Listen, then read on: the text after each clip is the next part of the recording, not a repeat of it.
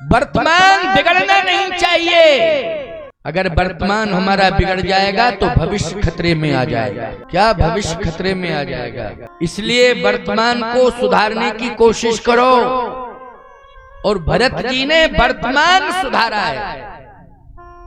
किसे सुधारा है? वर्तमान को सुधारा है। विचार किया उन्होंने कि भविष्य की हमें चिंता नहीं करनी है, वर्तमान की चिंता करनी है।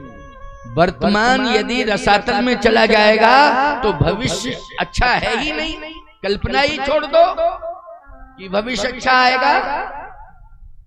इसलिए वर्तमान पर हमें ध्यान देना है।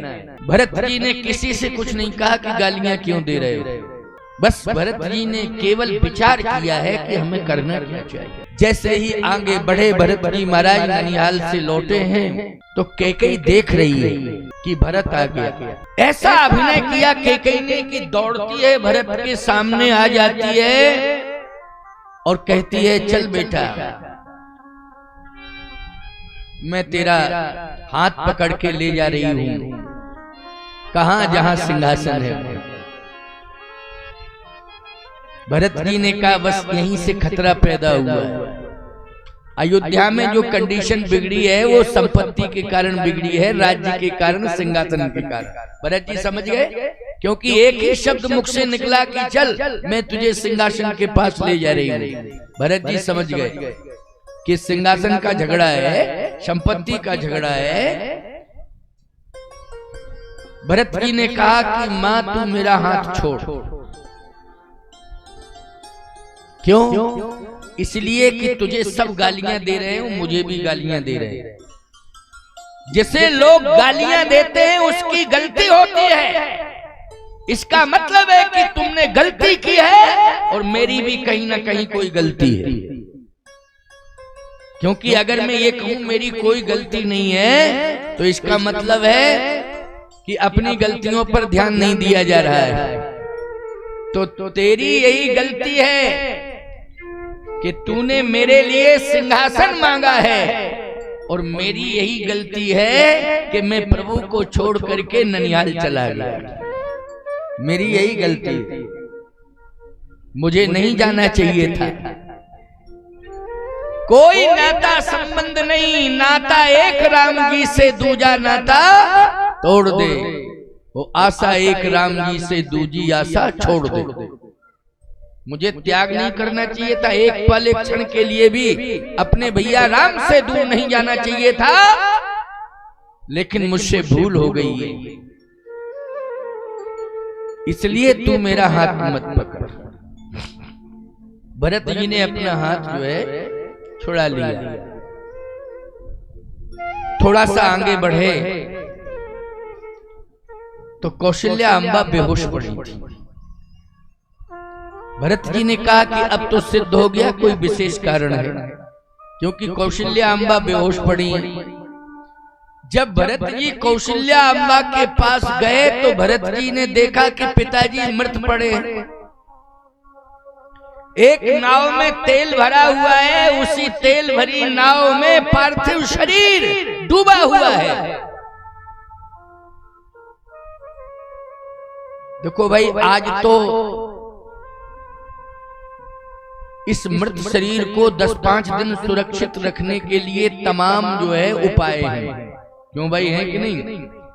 तमाम ऐसे उपाय हैं कि जिनमें सुरक्षित 10-5-15 दिन के लिए किया जा सकता है। विकास बहुत हुआ और लोगों ने हर प्रकार से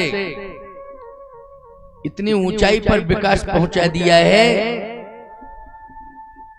कि प्यारे प्राण भले ही निकल जाएं, लेकिन शरीर ज्यों का त्यों रहेगा, बदबू नहीं दे सकता है। इस प्रकार से केमिकल युक्त साधन उनके पास आ गए।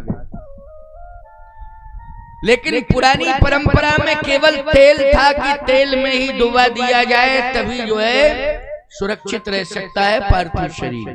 इसलिए तेल का सहारा लिया जाता था।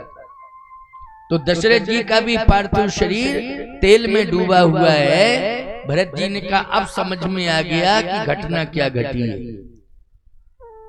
पिताश्री मृत पड़े हैं, माता कौशल्या मूर्छित पड़ी हुई हैं, और मेरी मां खड़ी हुई है, लेकिन सिंदूर की चिंता नहीं है, चिंता सिंहासन की है। बस यही दुर्बुद्धि है। क्यों सिंदूर की चिंता नहीं है, चिंता सिंहासन की है, यही दुर्बुद्धि है। इसलिए मैं मां का त्याग नहीं कर रहा हूं, दुर्बुद्धि का त्याग कर रहा हूं। किसका? दुर्बुद्धि का त्याग कर रहा हूं। अब जिसके अंदर हो, चाहे माँ हो, चाहे पिता हो, चाहे भाई हो, कोई भी हो, क्यों भाई, दुर्बुद्धि जिसके अंदर है मैं उसका त्याग कर रहा हूं। इसलिए भरत जी ने कैकेयी का त्याग किया है, क्योंकि दुर्बुद्धि सिद्ध हो गई, ये दुर्बुद्धि आ गई। सिंदूर की चिंता नहीं है, सिंहासन की चिंता है। आपको एक बात बताएं माताओं, तुम्हारा वो इतिहास है, वो चरित्र है कि सिंदूर से ज्यादा महत्वपूर्ण तुम्हारे जीवन में कोई और नहीं है। सिंदूर सबसे महत्वपूर्ण है। अगर सोने की लंका भी कोई देना चाहे तो याद रखना तुम ठुकरा देती हो। बोलो ठुकरा देती हो कि नहीं? किसके कारण? सिंदूर के कारण। सिंदूर के कारण सोने की लंका ठुकरा दी जाती है। उस लंका में तोला, 2 तोला, कुंटल, 2 कुंटल सोना नहीं था, ठोस दीवारें बनी थी सोने की। कनक कोट विचित्र मणिकृत सुंदरा यतना घना, चौहट हट सुवट वीथी, 4 पुर बहुविधि बना। लेकिन तुमने ठुकरा दिया है, तुम सीता हो। बोलो सीता का चरित्र मान रही हो तभी तो ठुकरा रही हो। सीता ने ठुकराया। क्या कहा? तृणधर ओट कहत बैदेही, ओ सुमिरी अवधपति परम स्नेही।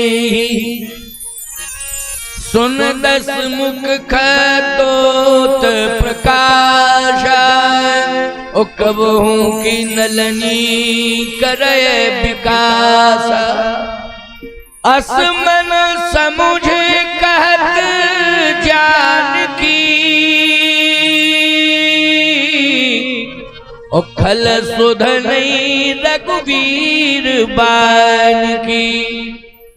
बार बार अपने पति का स्मरण दिला रही है, पति के यश का वर्णन कर रही है, और लंका की संपत्ति को तृणके के समान तुच्छ समझ रही है। ये है सीता, ये है सती, और ये है सिंदूर। इसलिए सिंदूर की बड़ी महिमा है। लेकिन भरत जी कहते हैं कि सिंदूर को तूने महत्व नहीं दिया, सिंहासन को महत्व दिया है। इसलिए मैं तेरा त्याग कर रहा हूं, क्योंकि दुर्बुद्धि आ गई है। इसलिए कोई भले ही कहे कि मां का त्याग किया है भरत ने, लेकिन भरत कहते हैं मैंने दुर्बुद्धि का त्याग किया है। प्रहलाद जी ने पिता का त्याग नहीं किया था, पिता की दुर्बुद्धि का त्याग किया। बोलो दुर्बुद्धि जो आ गई थी उसका त्याग किया कि नहीं किया? विभीषण ने भाई का त्याग नहीं किया, बल्कि भाई के अंदर जो दुर्बुद्धि आ गई थी उस दुर्बुद्धि का त्याग किया है कि अब हम तुम्हारे पास नहीं रहेंगे, त्याग दिया। जाके प्रियन राम बैदेही, जाके प्रियन राम बैदेही, तजिय ताहि कोट बैरीशम, यद्यपि परम स्नेही। पिता तजो प्रहलाद विभीषण, बंधु भरत महतारी। बलि गुरु तजो कंत ब्रज बनि, तनि भय मुद मंगलकारी। ब्रजांगनाओं ने अपने पतियों का त्याग किया। क्यों किया? क्योंकि कृष्ण भक्ति में बाधक बन रहे थे। कृष्ण भक्ति में बाधक, राम भक्ति में, कृष्ण भक्ति में कोई बाधा खड़ी करे, बोलो दुर्बुद्धि है कि नहीं? क्या मानोगे उसको? दुर्बुद्धि कहोगे कि नहीं कहोगे? अगर तुम्हारा पति तुम्हें यज्ञ में जाने से रोक रहा है, परिक्रमा करने से रोक रहा है, बोलो है दुर्बुद्धि कि नहीं? इसलिए कोई पत्नी पति का त्याग नहीं करती है, बल्कि उसकी दुर्बुद्धि का त्याग करती है। जब गलत विचार हो जाते हैं तो विरोध वहीं खड़ा हो जाता है। आज भरत जी ने कहा कि मैं समझ गया कि सिंहासन को प्राथमिकता दी गई और सिंदूर को दूर कर दिया। भरत जी ने अपना माथा उसी नाव पर पटक दिया जिसमें दशरथ जी महाराज लेटे हुए, उनका पार्थिव शरीर डूबा हुआ है। जैसे ही माथा पटका, कौशल्या जी ने देखा कि अरे ये तो प्राण त्याग देगा। जैसे ही माथा पटका और भरत जी मूर्छित होकर के गिर पड़े, तो मां कौशल्या की बुद्धि पर बलिहार जाओ, बेहोश थी लेकिन होश में आ गई हो। भरत जी को उठा लिया और उठा करके कहां गोद में लिटा लिया और अपने आंचल से आंसू पोंछने लगी। बोलो ये सद्बुद्धि है कि नहीं? ये दुर्बुद्धि है कि सद्बुद्धि? इसी को कहते हैं सद्बुद्धि। इसलिए कौशल्या जैसी महान कौन हो सकती है? गोस्वामी जी को उठाया, गोद में बिठाया और अपने आंचल से आंसू पोंछने लगी। कौन? कौशल्या माता। सोचो जरा, विचार करो। कौशल्या माता संपत्ति पर विचार कर रही हैं कि सिंहासन पर विचार कर रही हैं कि अपने बेटे राम पर विचार कर रही हैं कि भाइयों भाइयों के प्रेम पर विचार कर रही हैं? ये सोचना है। भाइयों भाइयों के प्रेम पर विचार कर रही है, यह है बड़ी बात। इसलिए अयोध्या महान है। इसलिए इस धरती पर जन्म लेने वाली महान नारी वो माता कौशल्या, जिसे परब्रह्म परमात्मा ने जो निर्गुण था सगुण बन करके मां के रूप में स्वीकार किया है। पूरे ब्रह्मांड में केवल एक कौशल्या ऐसी है कि जिसको मां के रूप में स्वीकार किया है कि अगर मेरी जन्मधात्री कोई मां है, वैसे तो जननी समझानो पर नारी, धन पराओ बिस्ते बिस्भारी, लेकिन अगर राम की कोई जन्मधात्री मां है तो वो कौशल्या है। क्यों भाई? जन्मधात्री कौन है? जन्मधात्री तो एक ही माना होती है। भाव के जगत में, भाव की दुनिया में जो मां के समान है वो सब मां है, लेकिन जन्मधात्री मां एक ही होती है जो जन्म देती है। और बोलो जन्मधात्री मां किसे बनाया है प्रभु राम ने? कौशल्या अम्बा को। आपको एक बात बतावे, प्रकृति भी अनुकूल हो गई प्यारे। 60,000 साल की बुढ़िया, और जिस समय भरत को हृदय से लगाया तो मां के हृदय से दूध की धार निकल पड़ी प्यारे, और भरत ने स्नान कर लिया उसमें। थन पे श्रवह नैन जल चलाए। सोचो जरा, विचार करना। पशुओं के दूध निकलता है, पक्षियों के दूध निकलता है, वृक्षों में भी दूध निकलता है, लेकिन मां के हृदय से तो स्नेह की धार निकलती है। कहने के लिए कोई कह दे कि दूध निकला, नहीं, स्नेह की धार।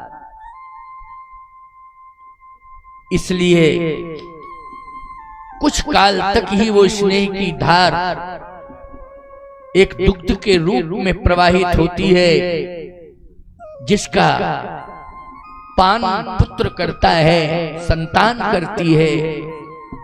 समय निकलने के बाद फिर वो दुग्ध की धार नहीं, स्नेह की धार नहीं, फिर तो केवल प्यार ही प्यार रह जाता है। माँ का अंतिम श्वास तक अपने बच्चों से वो, बूढ़े भी हो जाते हैं बच्चे, लेकिन वो प्यार करती है और प्राण से ज्यादा प्यार करती है। किससे? प्राण से भी ज्यादा अपने बच्चों से बच्चे भले ही बूढ़े हो जाएं, क्योंकि कभी कभी देखने को मिलता है ना कि माँ 100 साल से ऊपर की है तो 70 साल 72 साल 75 के बच्चे हो गए। बोलो भाई बूढ़े हो गए कि नहीं हो गए? लेकिन फिर भी वो हर पल हर क्षण यही सोचती रहती है कि बेटा शाम को कब लौट के आएगा।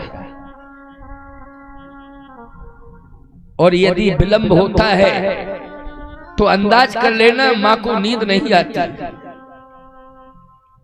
मां को नींद नहीं आती है। वो यही हर पल विहारती रहती है कि मेरा बेटा आ जाए, मेरी संतान आ जाए। इतना विलंब क्यों हुआ है, कारण क्या है? और आपको बतावे, जब बच्चा आ जाता है रात को 2 बजे भी आएगा तो माँ जाग के पूछेगी बेटा भूखे हो कुछ खा लो। ये है माँ। इसलिए मैं कहता हूं कि माँ के जाने के बाद केवल रोना रह जाएगा और कुछ भी नहीं रह जाएगा। अभी अगर माँ घर में है तो सेवा कर लो, ज्यादा से ज्यादा सेवा कर लो। लेकिन दुनिया से चली जाएगी तो केवल हाथ से हाथ मलते रह जाओगे और पश्चाताप केवल तुम्हारे हाथों में रहेगा। इसलिए ऐसी भूल कभी नहीं करना।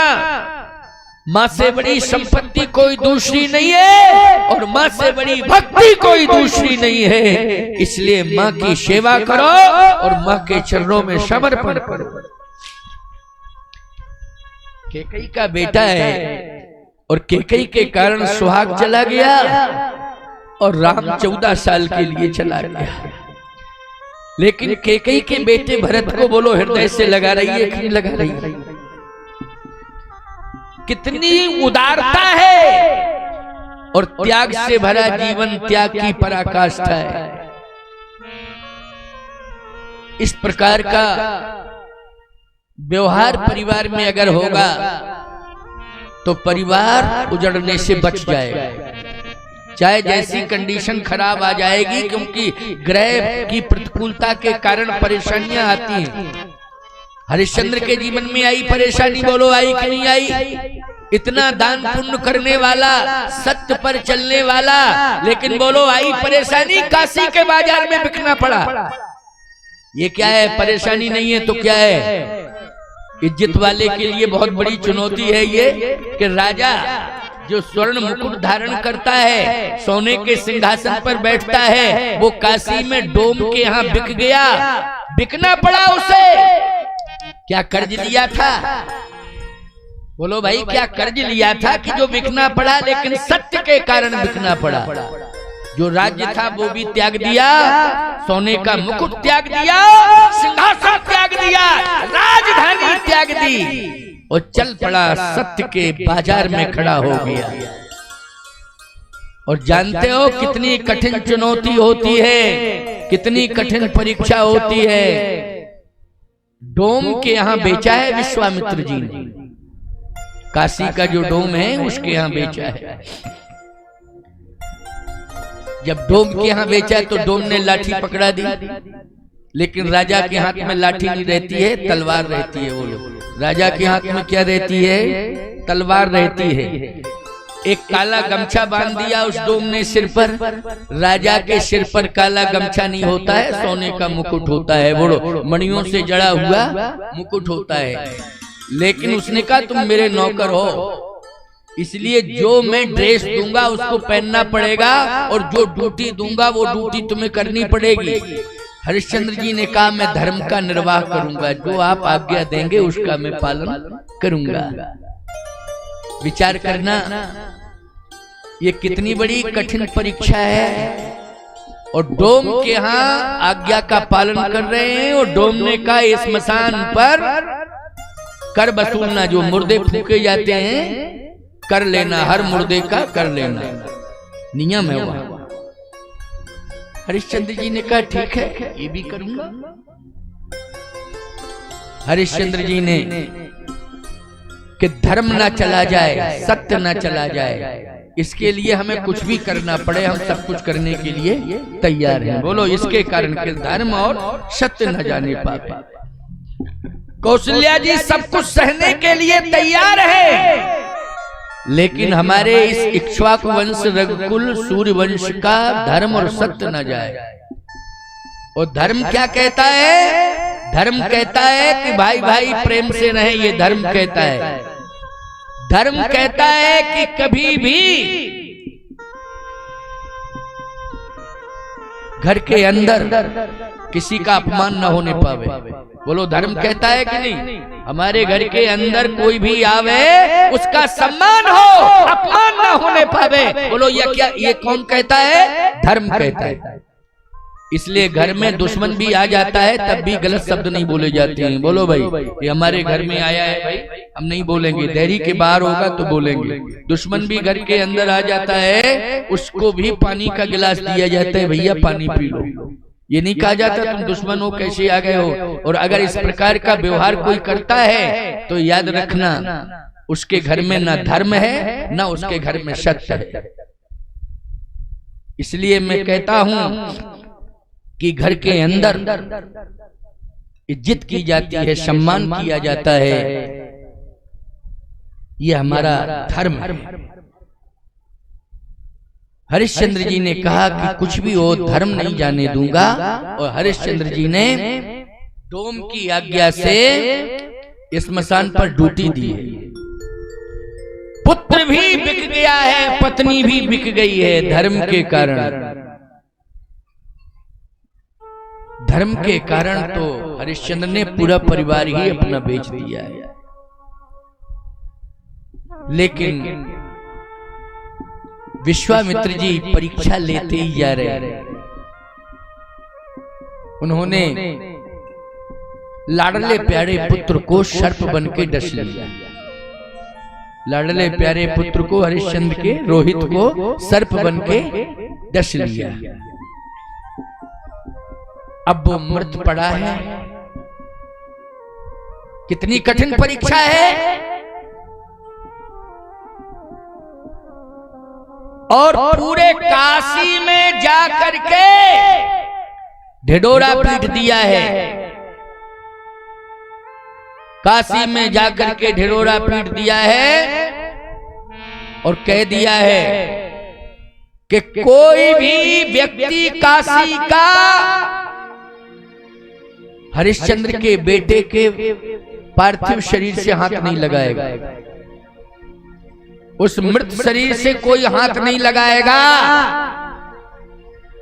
ये आदेश कर दिया। यदि लगाया तो कोप भाजन बन जाएगा, मैं श्राप दे दूंगा, पूरी काशी को श्राप दे दूंगा। अब भैया महात्माओं का सब आदर करते हैं, कोई नहीं गया, लेकिन लाश पड़ी हुई है। बोलो कठिन परीक्षा है कि नहीं? कितनी कठिन परीक्षा है कि राजा के बेटे की लाश पड़ी है, अनाथ नहीं है, उसकी तो माँ जिंदा है, बाप जिंदा है और नाम गांव सब कुछ है, लेकिन अनाथ की तरह पड़ा है। विश्वामित्र जी ने कहा कोई भी हाथ नहीं लगाएगा। अंत में तारा को ही उठाना पड़ा और हृदय से लगाया। बिना कफन के ले गई है वो गंगा के तट पर, बिना कफन के ले गई। गरीब से गरीब का भी जनाजा निकलता है तो उसके शरीर पर कफन होता है। बोलो होता है कि नहीं? बिना कफन के कोई नहीं जाता है स्मशान, कफन होता है। लेकिन आज एक राजा का बेटा बिना कफन के जा रहा है और कोई साथ में नहीं है, स्वयं मां ले जा रही है।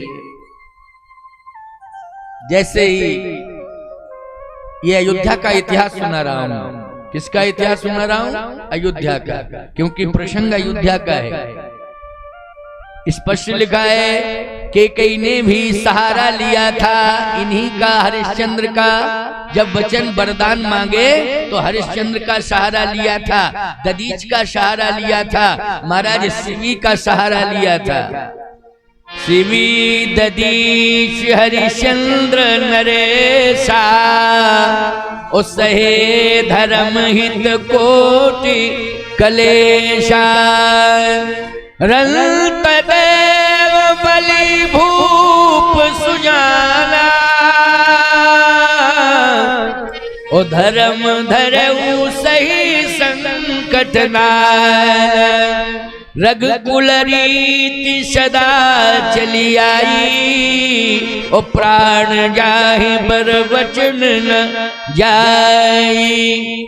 आज हरिश्चंद्र स्मशान घाट पर हैं और उसी स्मशान पर उनका पुत्र पहुंच गया, मृत अवस्था में पहुंचा।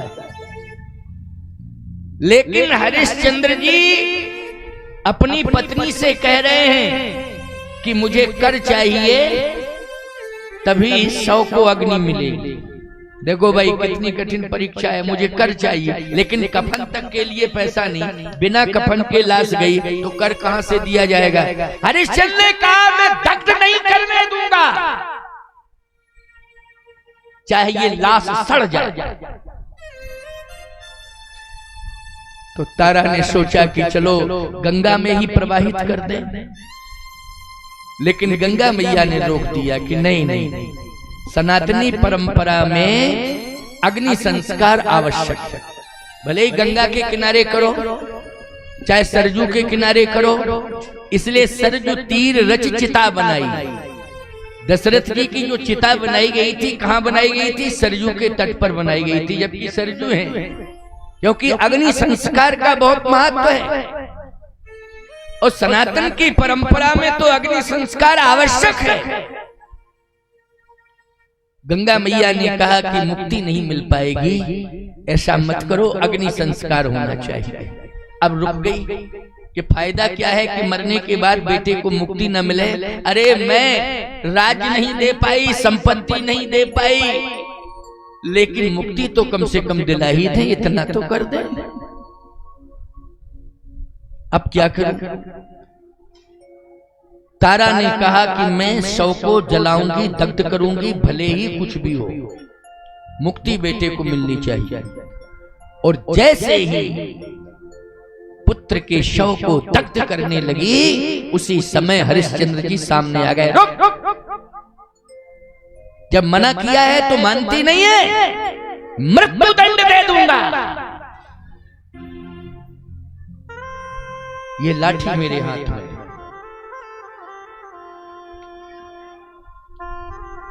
उसने कहा कि ये पुत्र है, पहचान नहीं रहे हो क्या?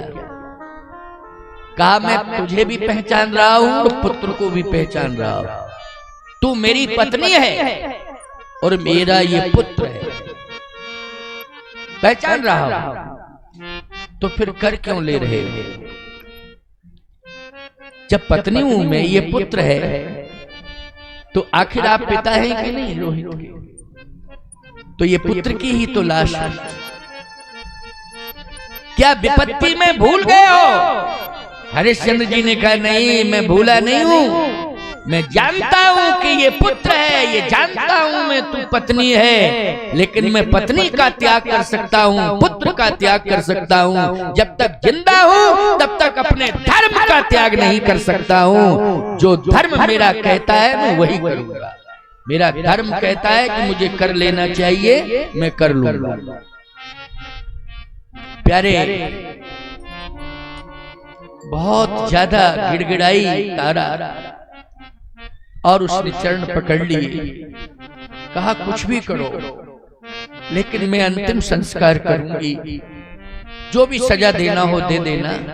और जैसे ही दुस्साहस करके शव को दग्ध करने के लिए आगे बढ़ी, उसी समय हरिश्चंद्र जी ने लाठी उठाई और जैसे ही मारना चाहते थे, उसी समय सत्यनारायण भगवान ने हाथ पकड़ लिया। बस कर हरिश्चंद्र, तेरे सत्य की परीक्षा हो गई। बोलिए सत्यनारायण भगवान की। सत्यनारायण भगवान उस समय प्रकट हो गए और जैसे ही सत्यनारायण भगवान ने दृष्टिपात किया तो रोहित खिलखिला करके हंसने लगा।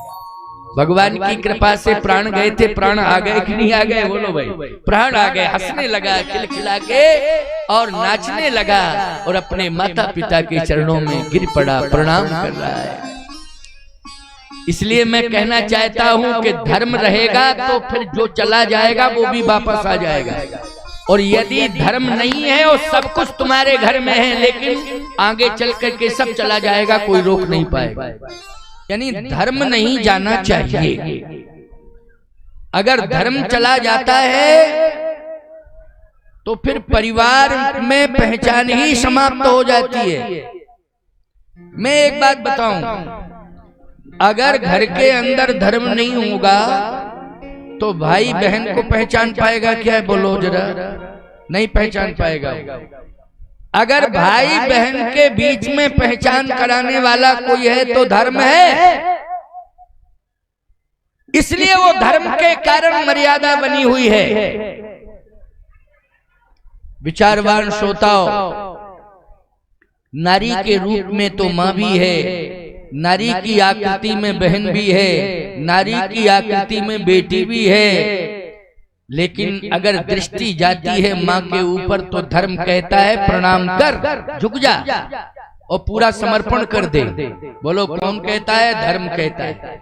अगर धर्म नहीं है उस घर में तो याद रखना कभी भी बेटा अपनी मां को प्रणाम नहीं करेगा। किसके कारण प्रणाम कर रहा है? धर्म के कारण। मां का सम्मान किसके कारण कर रहा है? धर्म के कारण। प्रिय भक्तों, इसी तरह से बेटी को वात्सल्य कौन दे रहा है? बोले धर्म दिला रहा है। कहता है ये बेटी है, वात्सल्य दो। बहन का सम्मान कौन करा रहा है? धर्म करा रहा है। इसने हमारी कलाई में राखी बांधी है। बोलो क्या? राखी बांधी है, ये मेरी बहन है। हर समय मैं तेरी रक्षा करूंगा, हर समय तेरा सम्मान करूंगा।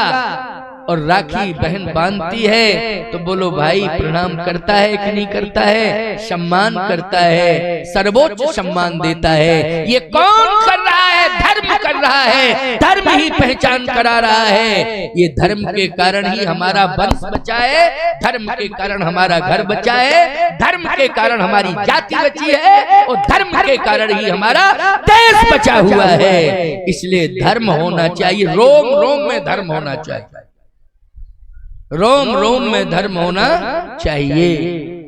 तो हरिश्चंद्र जी ने सत्य और धर्म की रक्षा की तो बोलो सत्यनारायण भगवान प्रकट हो गए कि नहीं हो गए? और पुत्र जो निष्प्राण हो गया था भगवान ने उसमें प्राण प्रवेश करा दिए। तो जो चला गया था सब वापस लौट आया कि नहीं लौट आया? और याद रखना, राजा बने बैठे रहते अयोध्या के तो राजाओं की लिस्ट में नाम आ जाता, लेकिन हरिश्चंद्र का सत्यवादियों में नाम आया है। बोलो सत्यवादियों की लिस्ट बनती है तो पहले नंबर पर नाम किसका आता है? पहले नंबर पर नाम हरिश्चंद्र जी का आता है, सत्यवादी हरिश्चंद्र। इसलिए सत्य और धर्म इन दोनों को कभी छोड़ना नहीं चाहिए।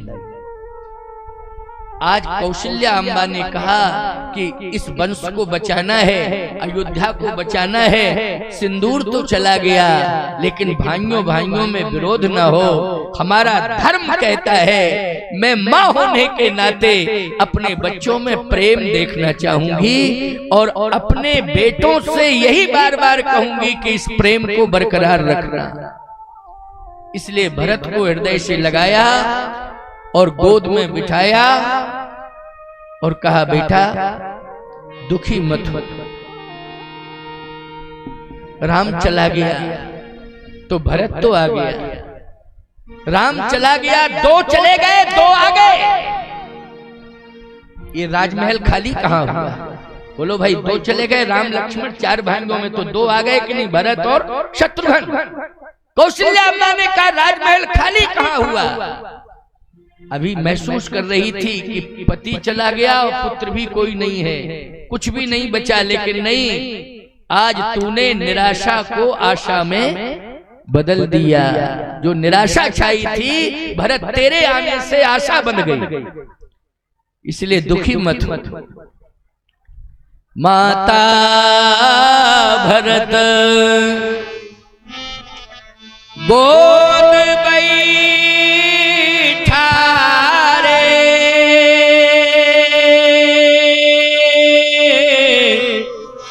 आंसू पहुंचे मृदु वचन उचारे।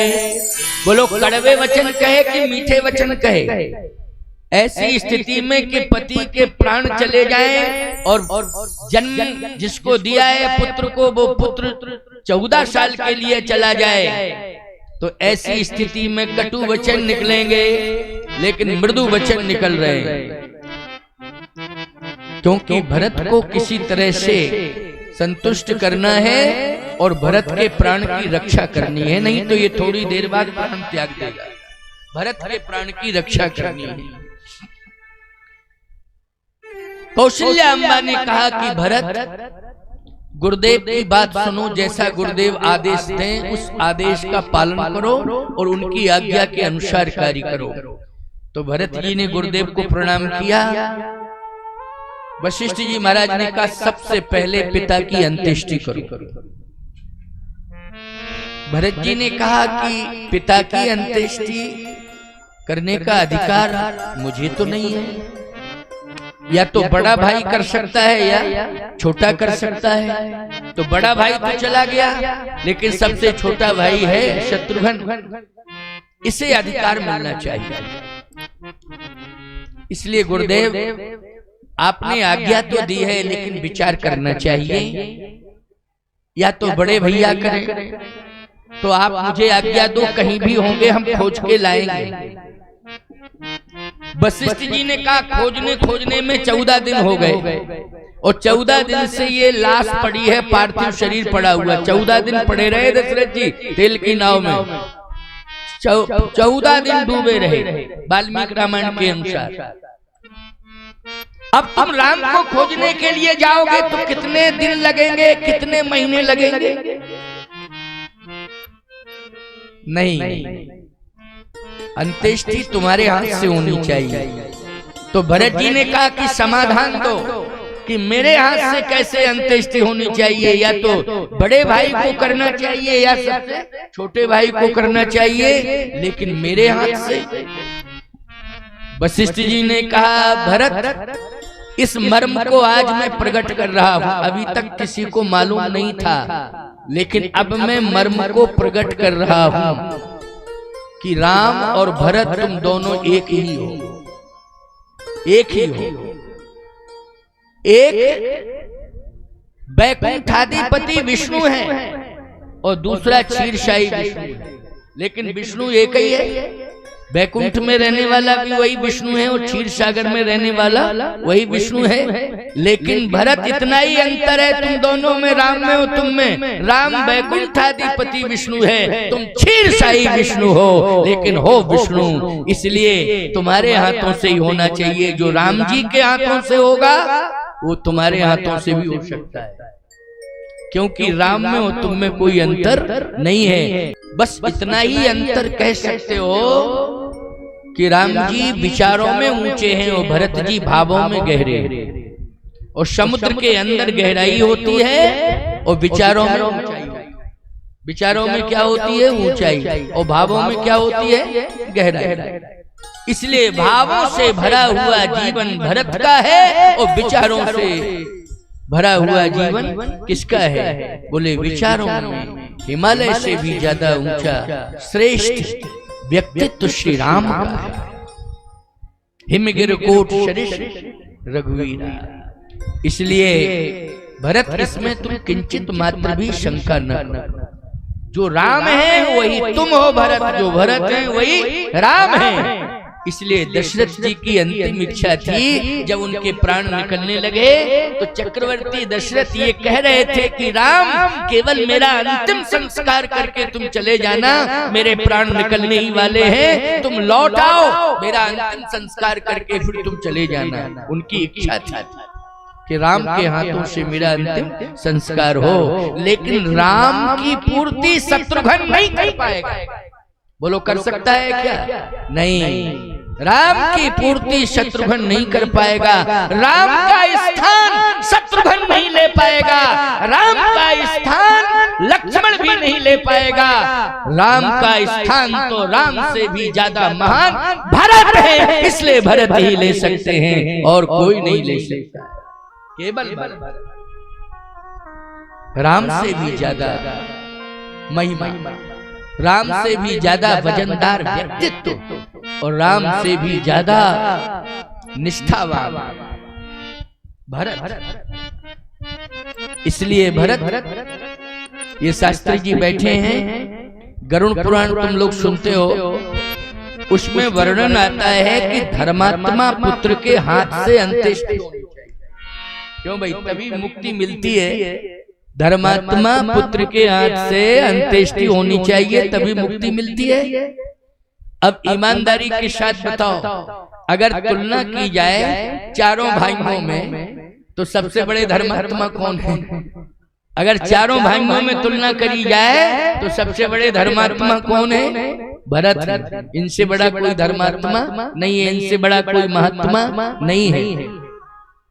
इसलिए भरत तुम धर्मात्मा हो और तुम राम के समान हो, राम ही हो। बस राम दो रूपों में है, विष्णु दो रूपों में है। एक विष्णु राम है और दूसरे विष्णु भरत हैं। वैकुंठाधिपति विष्णु और क्षीरसाई विष्णु, वस्तुतः विष्णु ही हो। इसलिए अंत्येष्टि तुम्हारे हाथ से होनी चाहिए। बोलो भाई, शंका का समाधान हो गया कि नहीं हो गया? लोग बाग इसी पर शंका करने लगते हैं, या तो छोटा पुत्र करता है या बड़ा पुत्र करता। बड़े ने नहीं किया तो सबसे छोटे वाले को करना चाहिए था, बीच में भरत जी को कैसे कर दिया? और गुरु वशिष्ठ जी जैसे ज्ञानी ने इस प्रकार का डिसीजन क्यों दे दिया? इसमें शंका करने की कोई आवश्यकता नहीं है। तुम लोग सामान्य भाई हो, सामान्य बुद्धि वाले हो, लेकिन भरत तो भरत है, राम तो राम है। राम समान राम निगम कहें तो भरत भरत समझा। राम के समान केवल राम है और भरत के समान केवल भरत हैं। इसलिए भरत राम एक ही अनुहारी और सही सा लख न सकें नर नारी। भरत जी ने कहा कि गुरुदेव एक बात कहूं तो अन्यथा नहीं लेना, कहीं ऐसा तो नहीं है कि मैं फंस जाऊं? कैसे? जो अंत्येष्टि करता है राजतंत्र की परंपरा है। याद रखना, प्रजातंत्र में तो कोर्ट में चैलेंज हो जाता है। क्यों भाई? कोर्ट में चैलेंज हो जाता है कि किसको अधिकार मिला है अंत्येष्टि का, किसको संपत्ति का अधिकार मिला है। लेकिन राजतंत्र की परंपरा में याद रखना, राजा का जो बड़ा बेटा होता है उसी को अंत्येष्टि करने का अधिकार मिलता है, उसी को सिंहासन पर बैठने का अधिकार मिलता है। बोलो भाई, राजतंत्र में यही परंपरा है कि नहीं? इसलिए बड़ा बेटा ही राजा बनेगा, चाहे राजा के 2, 4, 5, 10 बेटे हों, लेकिन जो बड़ा बेटा होगा वही राजा बनेगा, वही सिंहासन पर बैठेगा। कहीं ऐसा तो नहीं है कि वही अंत्येष्टि करता है, जो सिंहासन पर बैठता है वही अंत्येष्टि करता। अंत्येष्टि करने वाले को, राजा की अंत्येष्टि जिसने की है वही सिंहासन पर बैठता है। तो कहीं ऐसा तो नहीं है कि अंत्येष्टि मेरे हाथों से करा दो फिर कहो सिंहासन पर बैठो, तो हम तो चक्कर में फंस जाएंगे। और मैं सत्य कहता हूं कि गुरुदेव मुझे सिंहासन पर नहीं बैठना है। इसी बात का भ्रम फैला हुआ है अयोध्या में कि ये षड्यंत्रकारी सिंहासन पर बैठने के लिए आ गया, यही भ्रम फैला हुआ है। नहीं नहीं, मुझे सिंहासन पर नहीं बैठना है। वशिष्ठ जी ने कहा पहले तुम अंत्येष्टि तो करो, ये बात का विषय है। कहा मैं पहले एक निवेदन कर रहा हूँ आपसे, नहीं बात में आप ये कहने लग जाओ, मजबूर करो और फिर सिंहासन पे बैठा लो। अगर आप आज्ञा अंत्येष्टि के लिए दे रहे हैं तो मैं पालन कर रहा हूँ, लेकिन प्रार्थना अभी से कर रहा हूँ कि मैं सिंहासन पर नहीं बैठूंगा। वशिष्ठ जी ने कहा पहले तो अंत्येष्टि करो, ये बात का विषय है। भरत जी ने अपने हाथ से ही चक्रवर्ती सम्राट महाराज दशरथ की अंत्येष्टि की। जैसे ही अंत्येष्टि हुई, सब सरजू से लौट के वापस राजमहल के सामने आए। पूरी अयोध्या है। अब भरत जी हाथ जोड़े खड़े हैं। वशिष्ठ जी ने कहा भरत अब मेरी दूसरी आज्ञा है, अब गिलानी का त्याग करो, इन बातों को छोड़ो कि मैं सिंहासन पर नहीं बैठूंगा, सिंहासन पर नहीं बैठूंगा। इन बातों को छोड़ो, गिलानी का त्याग करो, सिंहासन पर बैठो। भरत जी ने कहा वही बात आ गई। जो मैं पहले कह रहा था वही बात आई। वशिष्ठ जी ने कहा कि मैं राज पुरोहित हूँ और जब से ये वंश चला है महाराज इक्ष्वाकु से तभी से हूँ और मैंने ही नियंत्रण बनाया है, मैंने ही व्यवस्था बनाई है और अभी तक मैंने ही तुम्हारे वंश को संभाला है। इसलिए अयोध्या रसातल में न चली जाए, ये अयोध्या डूब न जाए, इसके लिए भरत तुम सिंहासन पर बैठो। वशिष्ठ जी महाराज कह रहे सिंहासन पर बैठो। भरत जी ने कहा कि मैं सिंहासन पर तो नहीं बैठूंगा, इस सिंहासन पर प्रभु राम बैठे, उन्हीं का अधिकार है, वही बैठे। वशिष्ठ जी ने कहा ये मैं मना कब कर रहा हूं कि राम जी नहीं बैठेंगे, लेकिन 14 साल के लिए तुम कार्यवाहक राजा बन जाओ। 14 साल के लिए, 14 साल बाद जैसे राम जी लौट के आएंगे तो राम का राज्य राम को सौंप देना, कार्यवाहक राजा बन जाओ 14 साल के लिए। गोस्वामी तुलसीदास जी ने स्पष्टीकरण दे दिया, सौंपिए राज राम के आए, सौंपिए राज राम के आए, और सेवा करहु स्नेह सुहाए। 14 साल बाद जैसे ही राम जी लौट करके आ जाएं तो राम का राज राम को सौंप देना, राम का राज राम को सौंप देना और सेवक बन करके सेवा करना। बड़ी प्यारी बात, महात्मा। वशिष्ठ जी ने कहा 14 साल बाद राम को ये राज्य सौंप देना, राम जी लौट के आए, लेकिन 14 साल तक कौन संभालेगा राज्य? इसलिए तुम सिंहासन पर बैठो। भरत जी ने कहा कि मैं प्रणाम कर रहा हूँ और आज मैं घोषणा कर रहा हूँ कि आपकी बात मैं नहीं मान रहा हूँ, नहीं मान रहा हूँ, नहीं मान रहा हूँ। इसके लिए मुझे नरक मिल रहा है, मैं नरक जाने को तैयार, लेकिन मैं गुरुदेव की बात नहीं मान रहा हूँ, मैं सिंहासन पर नहीं बैठूंगा। अब कौशल्या जी बोल पड़ी, नहीं नहीं भरत ऐसा मत कहो, ऐसा मत कहो। कौशल्या धरि धीरज कही, उपूत पथ गुरु आय सुवही। गुरुदेव की आज्ञा पथ है, कौशल्या अम्बा कह रही है। माताओं ध्यान से सुनना, ये माँ कह रही है केकई के बेटे भरत के लिए कह रही है, राम की माँ कौशल्या। ये कितना बड़ा त्याग है, बोलो है त्याग कि नहीं?